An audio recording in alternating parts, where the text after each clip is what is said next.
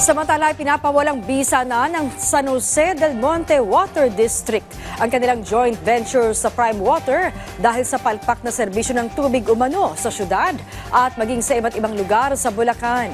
Yan ang ulat ni JM Pineda. Araw-araw laging puyat si Nanay Jean. Hindi dahil sa trabaho kundi dahil daw sa pag-iigib ng tubig. Alas 12 ng madaling araw lang daw kasi nagkakaroon ng tubig sa kanilang lugar at pagdating ng umaga, kahit patak wala na. Mahirap kasi okay na mawalan ng kuryente basta tubig hindi eh. Kailangan ng tubig.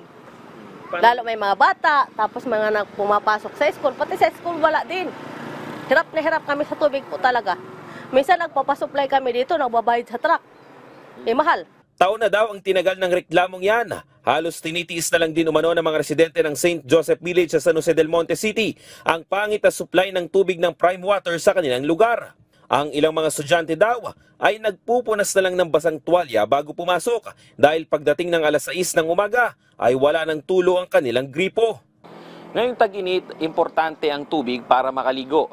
Yan din yung pangangailangan syempre para makapaghugas ng pinggan at makapaglaba. Pero dito sa San Jose del Monte, yan ang dilema ng mga residente. Kaya naman kung maglalakad ka dito sa kanilang kalsada, makikita mo yung bawat bahay sa labas nila, may mga ganito kalalaking drum dahil dito daw sila nag-iipon para sa kanilang tubig na pang-araw-araw. Bibigyan ngayon ng 3 pang buwan ang nasabing Villar Company para makasagot sa mga naging issue sa kanila. Ayon pa sa LGU, kinakailangan na ng malawakang rehabilitasyon sa mga pipelines ng kumpanya para makapagserbisyo ng maayos. Pero siyempre ang tingin namin talagang total rehabilitation. Yun ang talaga, hindi yung panandalian or pansamantala lang. Kailangan talaga totally, no?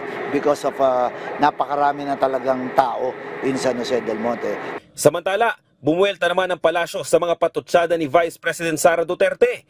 Nanindigan rin ang administrasyon ni Pangulong Marcos na dapat imbestigahan at halungkatin ang mga reklamo sa water concessionaire.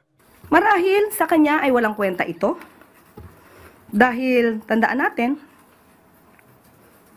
hindi niya siguro alam kung ano ang mga reklamo nationwide na ng mga consumers ng Prime Waters.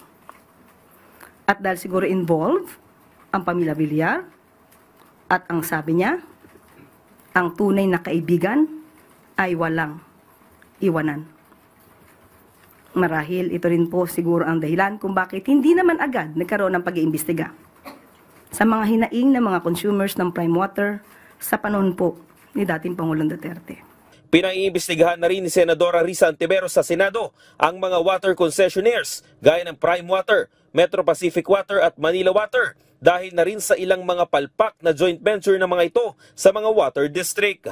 Hindi katanggap-tanggap ang papatak-patak na serbisyo.